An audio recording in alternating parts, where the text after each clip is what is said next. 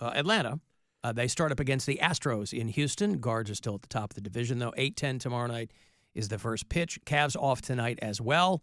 That series is now even at 2 games apiece. They went into Orlando, having won the first 2 games. They come back kind of fighting for their lives now. So Cavs, Magic, Game 5. I will have tickets for you tomorrow for Game 5. I'm going to send you out again. Last time we had Rob out with tickets, and I'll give you a handful of clues and tell you where you can find them. I will hold back a pair to give away here on the air for people who aren't especially mobile tomorrow afternoon. I understand that too. But Game 5 is tomorrow night back here at the Romo Fijo. That might just be the shot in the arm that the Cavaliers need to put this thing to bed. So Games 5 and 6 will be Game 6 is back in Orlando. Yeah. All right, well, then they got to do something tomorrow. Yeah, because it goes back and forth. Cleveland and Orlando, and then that way if there's a Game 7, Cleveland's got home court advantage. There you go. So 8 o'clock tomorrow night. Cavs at the Romo Fijo against Orlando. I will have pairs of tickets for you tomorrow afternoon for Game 5. I have been inundated since I said it last week because you can do it so quickly. And we've played around with it, but the audience has a lot of fun with making AI songs about this show. And it takes no time at all. You type in a handful of keywords about anything somebody's talking about, and it's going to kick back an AI song. Eric is one of our bureau chiefs in Pennsylvania. He's in Penn Hills there outside Pittsburgh. And just in that break alone, he created a song about Mary's car getting towed. Oh, wow. It's called Ticket, Tow, and Boot. Did you see? I think he CC'd you on the email. I didn't know if you had seen it or not. No. Ticket, Tow, and Boot is the song. A rap song about Mary losing her car while Turkish lamp shopping. Oh, perfect. That's how it opens up, in fact. Turkish lamp shopping in NYC. Trying to find a perfect life for me. But I lost my car, man, it's a tragedy. Now I'm stuck in the city, can't even get a taxi. Fancy boutique, shining like a star. But I'm searching through the streets, ain't gon' that far. Got a ticket on my windshield, that's a start. Now I'm freaking out, my car's about to depart. Dodging pedestrians and street vendors. Can't find my ride, got my temper getting slender. Then I see the tow truck, big and heavy. He took my car, I was shopping for confetti. My temper's getting slender. They took my car while I was shopping for confetti. Well, there you go. Thank you, Eric. Ticket, Tow, and Boot, the latest AI song there about Mary's car getting impounded. That's Wow. Yeah, I have a handful of those that the audience has submitted to me over the course of the weekend that I'll play for you later on. I had no fewer than 2 AI-created songs about Bill's farts. Oh. Somebody wrote me one called 1/4 of a Bagel. So we'll do that one later on. So anyway, Cavs, Guardians, both playing tomorrow night. Some people speculating, in fact, that Cavs head coach VX Herky Jerky might have his job on the line after this series. I don't know how likely that is. I am nowhere. If he loses this series, he's definitely gone. Oh, you think so? Oh, I think so. Oh, okay. Sure, yeah. Why? Because they were up 2? Well, they're up 2, and then it's not that they're just losing on the road; they're getting destroyed on the road, and was a little bit on the hot seat last year after how things went in the playoffs against the Knicks. Yeah, okay. So he's on a short leash here. Game 3 was 121-83, which is a blowout. They said that was the worst postseason Cavs loss ever. And then Saturday was 112-89. So they're not even getting triple digits down there right now. They're not doing Oof. great. Why does so much of this fall on the coach? And I know that might sound like a stupid question, but can't the players, if the coach calls a huddle and decides we're going to do a stupid play, can't the players be like, no? Well, it falls on the coach because it's not so much about you can't fire the players for one. You can trade them, but you can cut them, right. but you're still paying them. It still goes against the salary cap. So it falls on the coach. And also, the coach has the plan. And so if he's saying, hey, go out and play this way, and they're not making adjustments, he's not putting the right guys in, he's not coming up with a strategy that is successful, which is what you see, then it's all on his shoulders because he's the leader of the team. So, there's obviously people are talking about how certain players aren't showing up and playing as well. But the only thing you can really do, I mean, you can trade players and you can fire the coach. But right now, the biggest thing is the coach is not living up to the expectations. I don't know a lot about basketball either. So part two, I might be thinking of this from like a football perspective where like you call a play before every down, right? Right. How does that work in basketball? Because I mean, they have plays that they run. But it's mostly but you're just reacting, right? I mean, there's a lot more of that. But, I mean, it's defensive strategies, and it's also the lineup that you're putting in there, and then just ways to motivate the team. I mean, basketball is a tricky sport like that because there are absolutely great coaches that are able to, guide a team. Phil Jackson did it with the Lakers. He did it with the Bulls. I mean, he had amazing players on those teams, but he was able to manage those egos. And I think basketball is about that. It's getting guys to do the little things that they don't want to do because they all think they're superstars. So there's a lot of people, like, you're more of a manager similar to baseball than a coach like football. Football is a lot more strategy. Basketball has a lot of X's and O's, and there's a lot of going on there, but it's not just having those X's and O's, it's having your players intuitively work in concert with each other. React with each other because it has to. Seems like it would fall on the players. But again, you can't fire the players. So that kind of sucks to be a coach. I mean, he still get paid. Yeah, but if your players aren't doing what they can or should be doing, and that's why it's so important to have. Job. But that's why it's so important to have a coach that can get through the players and say, "Hey, this is how we're going to get things done." And you see what the other team's doing, and then you try and adjust to shut that down. And a lot of the problems with JB is he doesn't change his strategy. Like, he goes into a game, he's like, this is what we're going to do. It's either going to work or it's not. And he doesn't make in-game adjustments at all. Like, you can bring in other players. You can say, okay, you're out there, you're dog crap right now. I'm going to sit you down. I'm going to bring in somebody else just to try and motivate you. And he doesn't seem to do that very often, if at all. You wouldn't even think they'd get to the postseason with not making any adjustments in game. Yeah, I mean, these are just also thoughts that people share on Twitter and stuff like that. So I don't know. Like, I love basketball. I know a lot about basketball, but I don't know strategies and X's and O's like that. If somebody that's an actual basketball coach can, or like knows the game better than me, can probably explain it better. But for a lot of it is just, one, you can fire the coach. Two, you got to get those guys to play.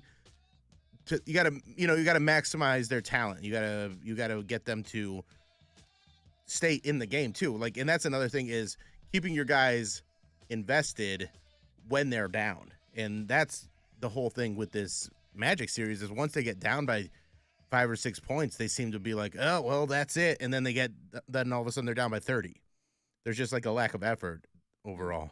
I was reading that the Cavs have someone writing an article that it's more than the coach. They said that the Cavs have been in 9 postseason games in the last 2 years, and one time they've scored at least 100 points. Yeah, once in 9 postseason games. Well, that's why I say it falls on the coach's shoulders because that's the scapegoat in these situations. But there is definitely a lot of players underperforming. Darius Garland has not had great games.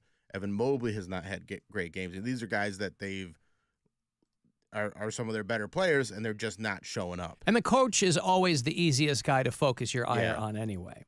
It's one guy rather than laying out an entire team and going, where do we need work? Who's not doing this? I mean, you look at the coach and go, that guy. You look at those guys and you want them to maximize their talents because they're all very good. Yeah. And that's what makes someone, a very good coach. Like the guy that won Coach of the Year for the Thunder was, pretty unknown. I don't even think he's 40. He's a young dude. I can't remember his name right now, but he's got Mark Daigneault. Yeah, he's got a really young roster, but he gets those guys to play hard and play with each other. And and and they're the number 1 seed, and I think they have a chance of winning a championship because they play so hard for that coach.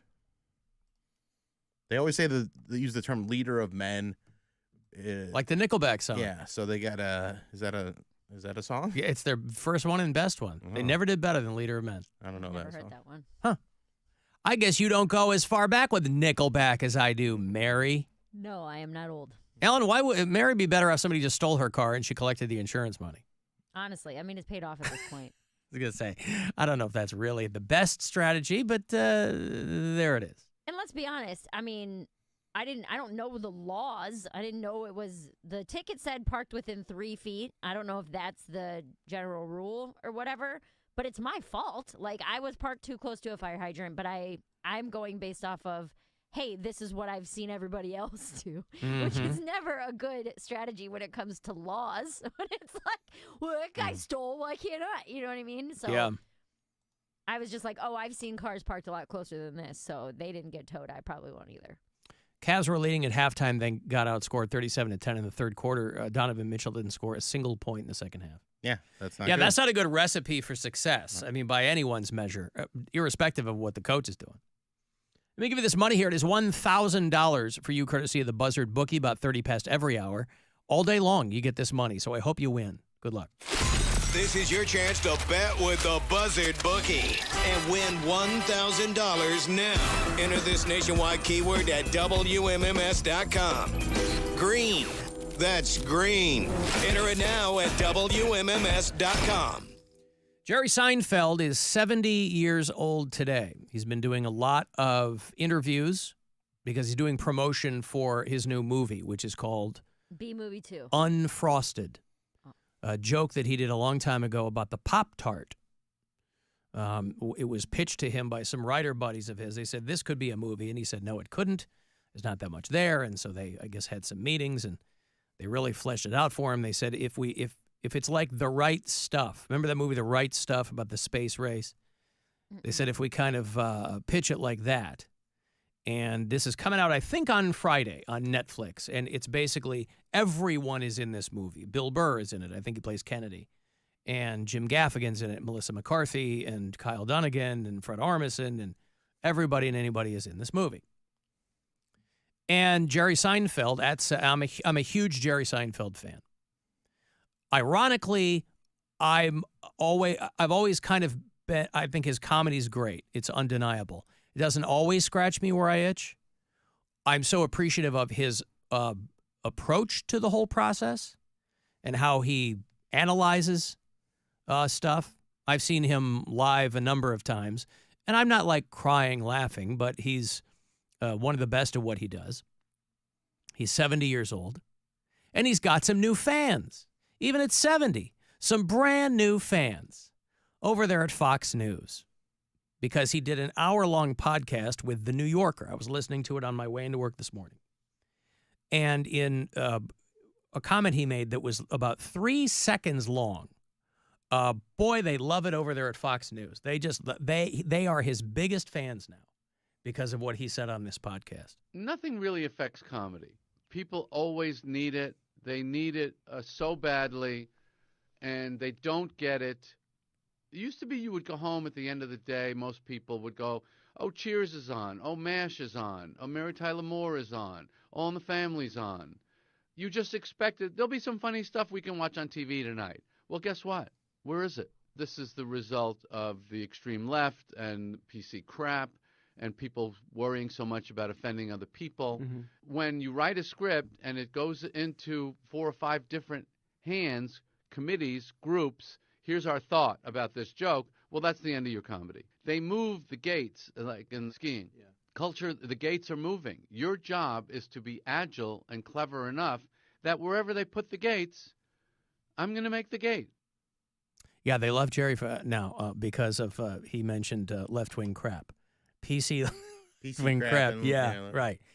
The thing is, Jerry Seinfeld doesn't care about any of that stuff. He doesn't care about anything that's not in service to comedy, right? But he also doesn't do anything that's offensive. Like, he's not an offensive comic. He never has been. Right. And even when he talks about, a few years ago, there was a thing about him like, oh, you can't go to colleges anymore because they're too offended, they're too sensitive, and it's like I don't think anybody was offended by this stuff. I just don't think the college kids were relating to the material you're doing because it's not but also anything that they're.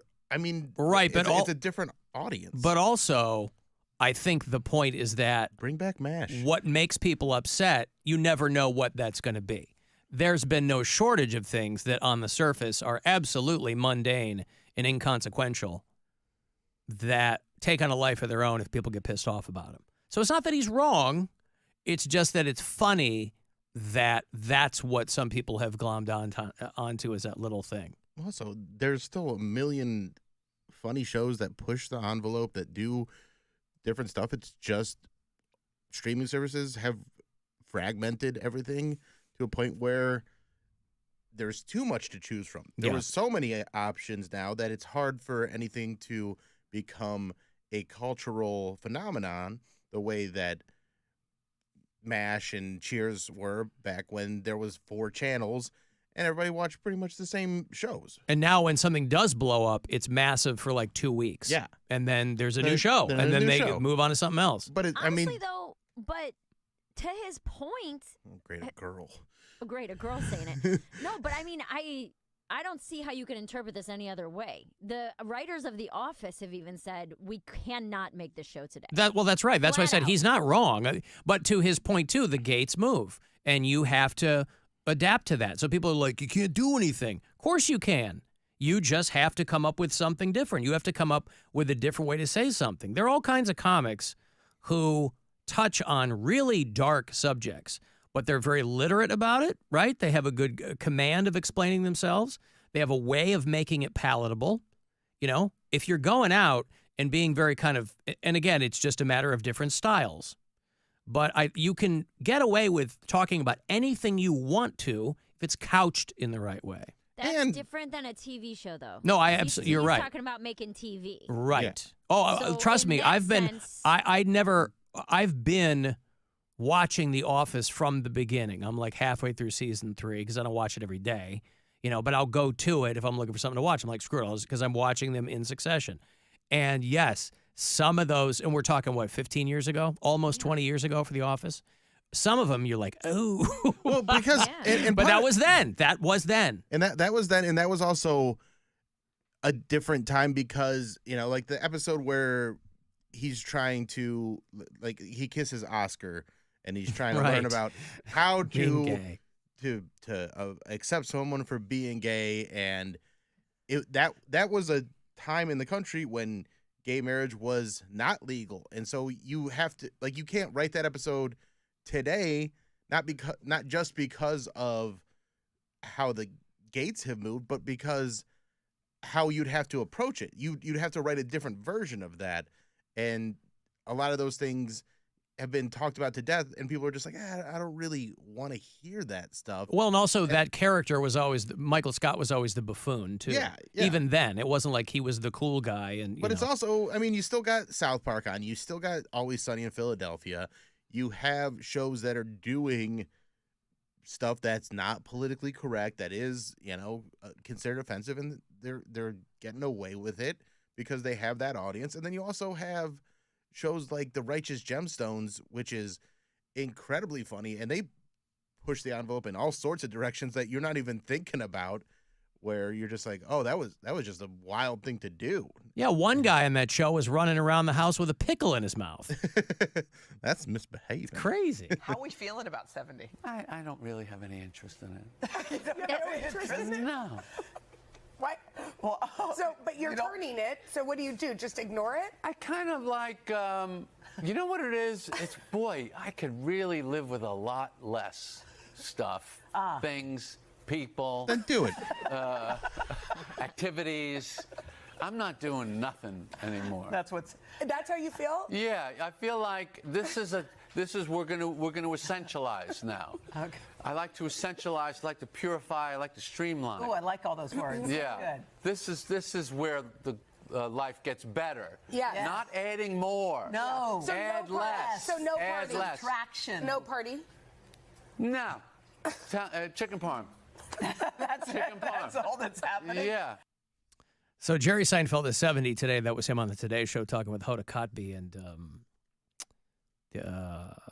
George Bush's daughter. And, yeah, listen, the kids are almost all out of the house, right? Almost an empty nester. On into the great Can you unknown. imagine being a 70-year-old and not being an empty nester? I know, right? Well, he's an old dad, just like me. I got to take a break here. You want to get a text to me, 35192. AlanCoxShow.com is where you can watch live. You can listen anywhere you are.